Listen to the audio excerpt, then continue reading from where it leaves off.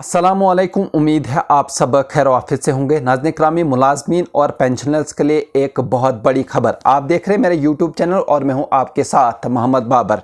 नई दिल्ली के सियासी ऐवानों में एक सर्द मोहरी छाई हुई थी जब वज़ीर ममलिकत बराए खजाना पंकज चौधरी ने पार्लियामेंट में एक मुख्तसर फैसला कुन जवाब दिया, यानी नहीं।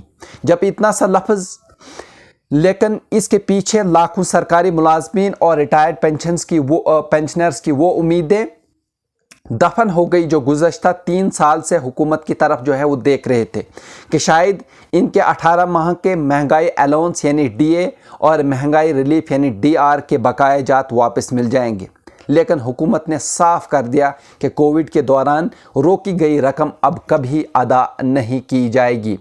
ये वही अलाउंस है जो हर 6 माह बाद जो है महंगाई के मुताबिक बढ़ाया जाता है ताकि सरकारी मुलाजमीन और रिटायर्ड अफराद को बढ़ती कीमतों का बोझ न सहना पड़े।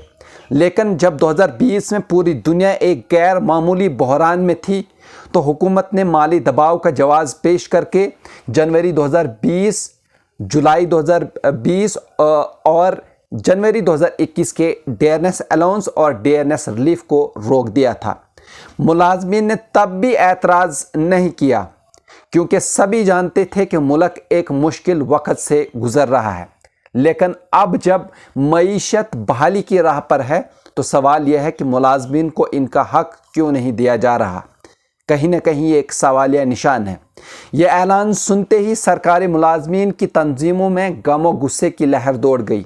एक रिटायर्ड अफसर राम किशोर शर्मा जो 35 साल की हुकूमत की खिदमत करने के बाद जो है अपनी पेंशन पर गुजारा कर रहे हैं, इनका कहना था कि हमने ईमानदारी से काम किया, मुल्क की खिदमत की और जब हमें अपने ही पैसे की ज़रूरत थी तो हुकूमत कह रही है कि वो मुमकिन नहीं।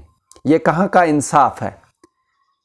सवाल निशान बहुत ज़्यादा हैं। ऐसे हज़ारों मुलाजमीन और रिटायर्ड पेंशनर्स हैं जो गुज़श्ता कई साल से अपनी हक़ की रकम मिलने की उम्मीद लगाए बैठे थे, लेकिन अब इन्हें एक बेरहम फैसले का सामना करना पड़ा। हुकूमत का मौक़िफ़ ये है कि कोविड के दौरान माली वसाइल का दबाव इतना ज़्यादा था कि डेयरनेस अलाउंस और डेयरनेस रिलीफ की किस्तों को मनसूख करना नागुज़ीर था।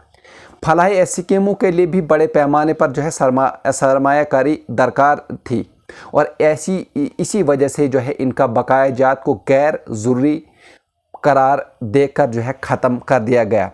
लेकिन यहाँ सबसे बड़ा सवाल यह उठता है कि जब हुकूमत तरक्याती मंसूबों, नई स्कीमों और दीगर मुद्दों पर खुले दिल से पैसा खर्च कर रही है तो फिर इन सरकारी मुलाजमीन की वाजबात की अदायगी क्यों मुमकिन नहीं।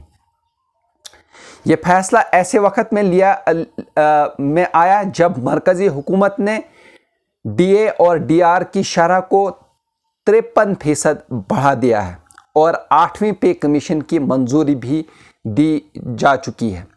इसका मतलब है कि मुस्तक़बिल में सरकारी मुलाजमीन की तनख्वाहों में मज़ीद इजाफा हो सकता है, लेकिन जो बकाया जात 2020-2021 के दौरान रोके गए थे वो हमेशा के लिए ख़त्म हो गए। इसके खिलाफ यूनियंस ने सख्त एहजाज का अंदिया जो है वो दिया है और कुछ तंजीमें अदालत जाने पर भी गौर कर रही हैं। ये मामला यहीं ख़त्म नहीं होगा। मुलाजमीन और पेंशनर्स इस फैसले को कबूल करने के लिए तैयार नहीं हैं। क्या हुकूमत अपने फैसले पर नज़रसानी करेगी?